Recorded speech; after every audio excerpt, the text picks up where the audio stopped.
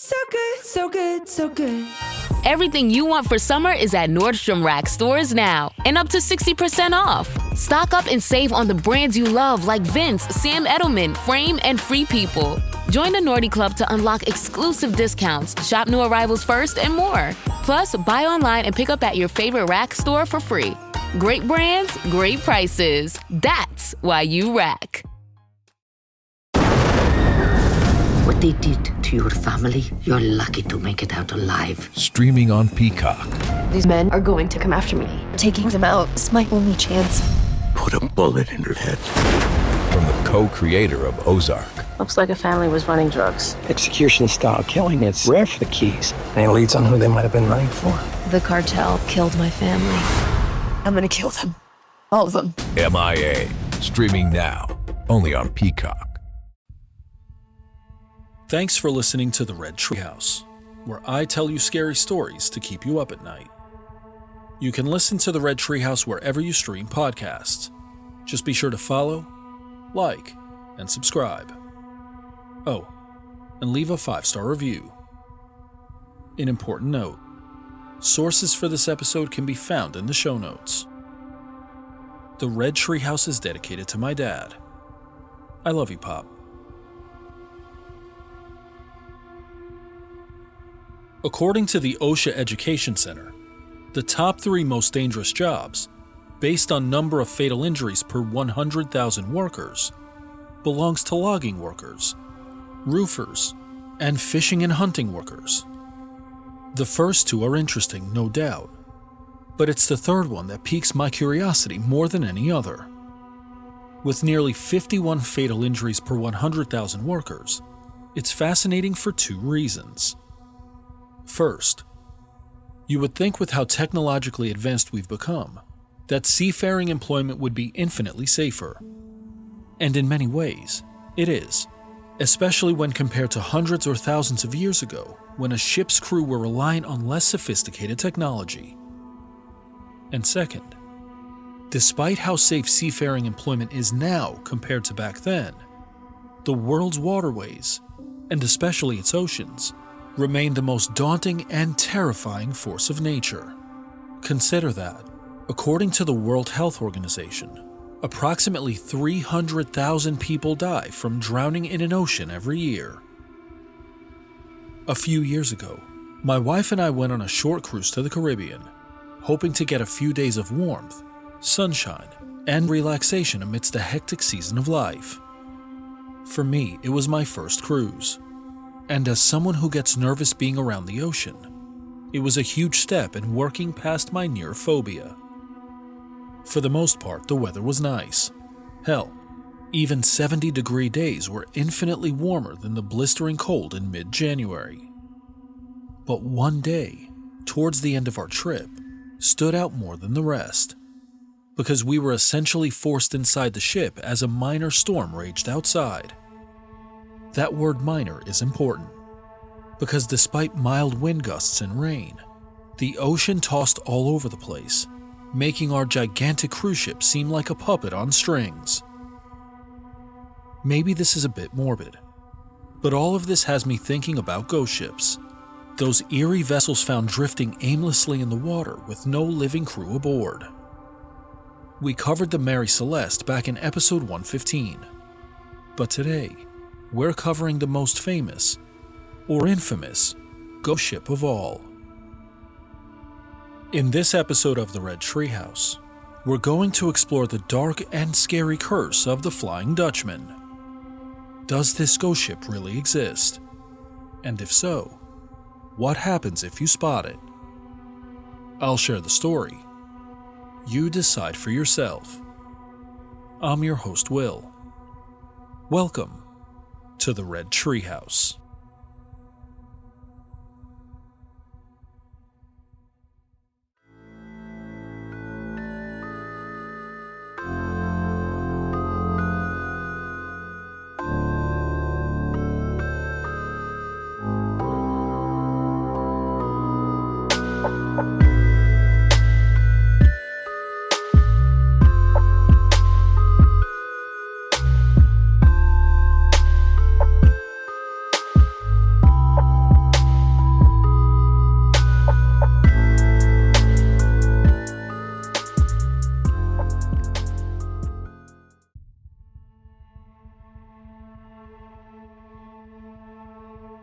The story of the Flying Dutchman is one of the scariest ghost ship stories out there. It's a tale of a vessel cursed to sail forever, drifting along the current like a phantom. Back in the 17th century, the Dutch East India Company, the first multinational corporation, was at one time considered the wealthiest ever, estimated to be worth approximately $8 trillion and at the height of its power. At the time, Dutch merchant ships traversed some of the most dangerous waters on Earth, including the Cape of Good Hope towards the tip of South Africa. The name is misleading because, quote, the Cape of Good Hope is not about hope, but about humility, end quote. After Cape Horn in southern Chile, the Cape of Good Hope is considered the most dangerous sea area in the world. One article stated, quote, the Cape of Good Hope is a place where various wave and weather systems collide. This is what makes the area so treacherous. The powerful Agulhas current flows along the southeast coast of Africa, reaching speeds of up to 5 knots in certain places. Its width in places reaches around 50 nautical miles, and additional eddies and ripples further complicate navigation. These conditions often result in abnormally large waves, end quote. Unpredictable weather combines with currents and waves to create an aquatic blender in a place where the Atlantic and Indian Oceans meet. And in some cases, quote, southern storms bring powerful swells from Antarctica, the famous Southern Ocean swell, end quote, creating a perfect and terrifying emergency for vessels and crews alike. It's within this context that the legend of the Flying Dutchman set sail with its crew and a man named Captain Hendrik van der Decken. The first reference to the Flying Dutchman appeared in 1790, with John MacDonald writing, quote, the weather was so stormy that the sailors said they saw the Flying Dutchman. The common story is that this Dutchman came to the Cape in distress of weather and wanted to get into harbor, but could not get a pilot to conduct her, and was lost, and that ever since in very bad weather, her vision appears, end quote. So we know the Flying Dutchman is often seen in times of turbulent weather, and that's because it suffered its greatest tragedy during a heavy storm. According to legend, a violent storm arose as the ship neared the Cape of Good Hope. Picture the scene with me. You're a crew member aboard the ship, going about your normal duties. Within a few minutes, you notice thick, dark storm clouds on the horizon, directly in your path as the ship prepares to reach the Cape. You keep your thoughts to yourself, but can't help overhear a few other crew members talking amongst themselves.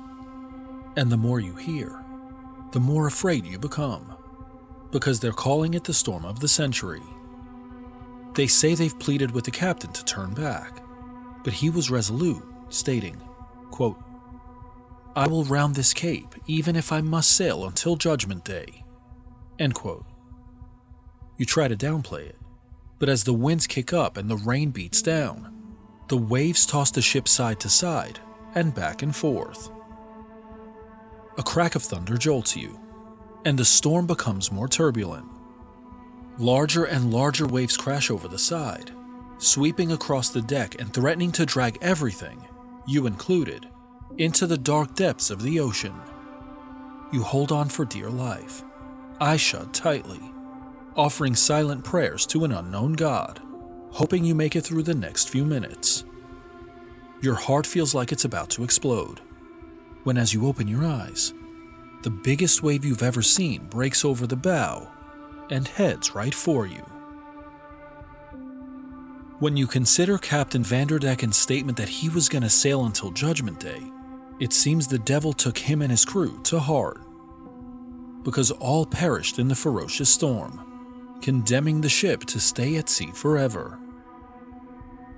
Something interesting. There's another version of the legend that is equally fascinating. According to this variation, Captain Van der Decken persisted in sailing through the torrent, despite the pleas from his crew.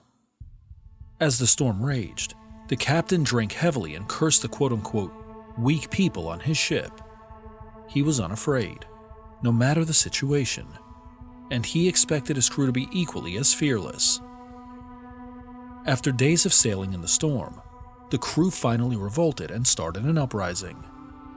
Captain Vanderdecken was undeterred, and rather than give in to his crew, he simply shot the leader of the revolt and threw his body overboard. It is said that as soon as the body hit the water, the clouds parted and a dark figure appeared on the deck of the ship. Depending on who you ask, they might tell you it was God. Others will say it was the devil. The figure offered Captain Vanderdecken a chance at redemption and warned him that he was making a mistake. The captain responded by attempting to shoot the figure, except when he pulled the trigger, the bullet reversed course and hit him in the hand. The figure, now convinced the captain was stubborn and steadfast in his decision, cursed him, stating, quote, "You and your ship are cursed and will sail restlessly forever. You can never anchor your ship or reach a harbor. You will only drink bile and your food will be red-hot iron." End quote. And in an instant, the captain and his crew vanished into thin air, turning the ship into a ghost ship doomed to wander the seas as a warning to other ships that passed it. And though many believe the story of the Flying Dutchman is nothing more than an urban legend, there have been numerous alleged sightings in the centuries since. We'll explore these sightings right after this quick ad break.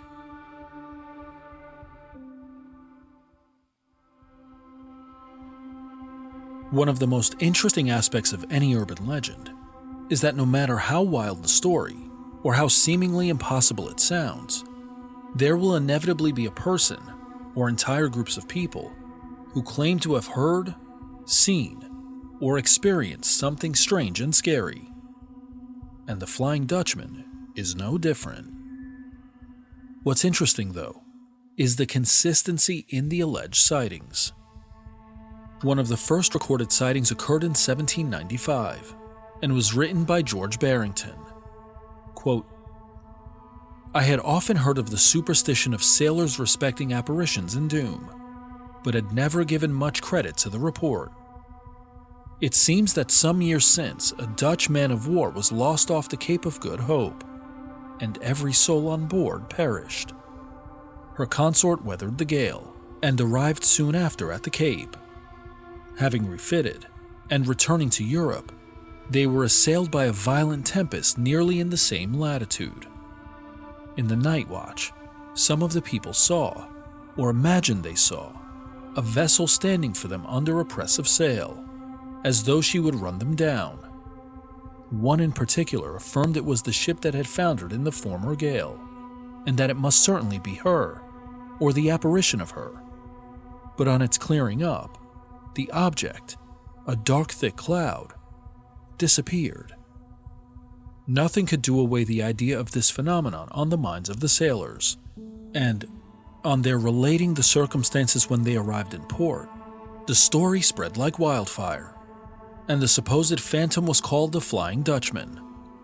From the Dutch, the English seamen got the infatuation, and there are very few Indiamen, but what has someone on board who pretends to have seen the apparition?"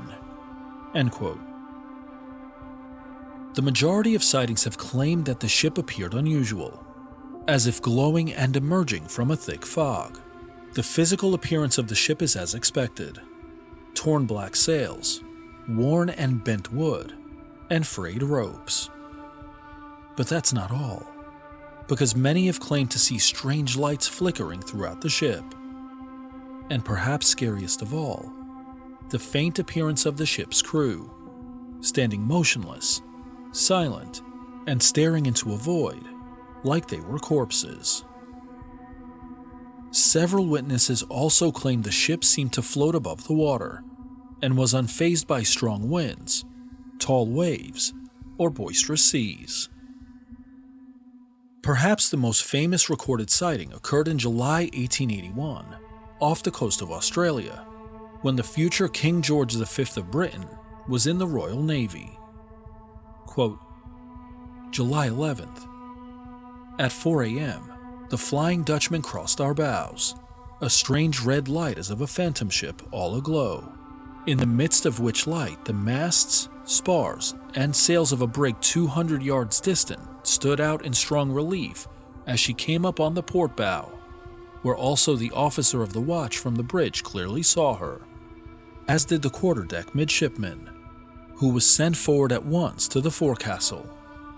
But on arriving, there was no vestige nor any sign whatever of any material ship was to be seen either near or right away to the horizon, the night being clear and the sea calm.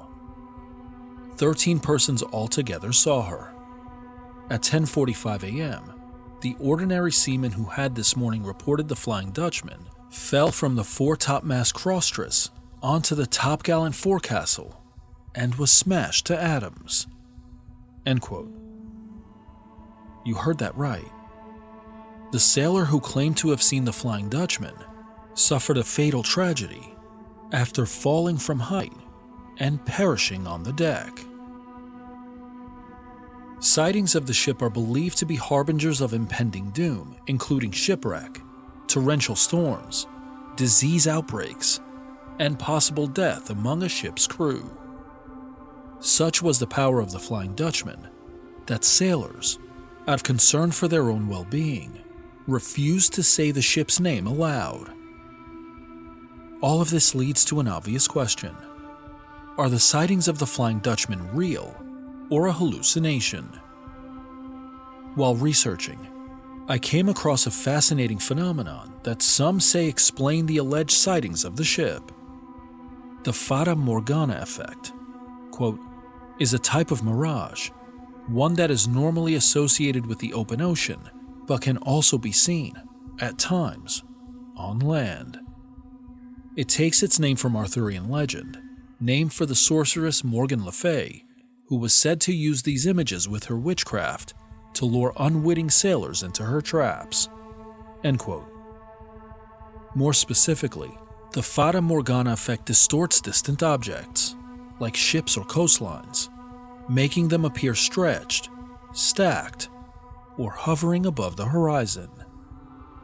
One article attempts to debunk the legend of the Flying Dutchman by way of the Fata Morgana, stating, quote, it not only produces mirror images, but can magnify objects that lie beyond the horizon. Ships can therefore be below the horizon, but their reflected light is distorted to such an extent that they appear to be sailing in the sky. This is the likely explanation of the Flying Dutchman. 400 years ago, sailors were a superstitious lot, and it was easy for them to put 2 and 2 together and get 6. End quote. While we may never know if the sightings of the Flying Dutchman were legitimate or not, there is something we do know for sure. The possibility of the ghost ship floating the waters surrounding the Cape of Good Horn with a corpse-like crew, tattered sails, and eerie glow is the stuff of nightmares.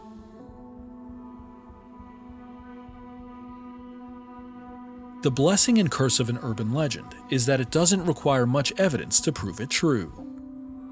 No matter how improbable or outlandish, all it takes is one eyewitness to claim an encounter or sighting or experience, and it goes from unbelievable to at least possible. And like so many other urban legends, that's also true of the Flying Dutchman. Truly, I don't know if the sightings were real, or a mirage, or a hallucination, but I can say this: it was very real for those who claim to have seen the ghost ship. As we close this episode of the Red Treehouse, we're left with this lingering question: does the ghost ship the Flying Dutchman really exist? Or is it nothing more than a large urban legend? I've shared the story. Now you decide for yourself. I'm your host, Will. Thanks for joining me in the Red Treehouse.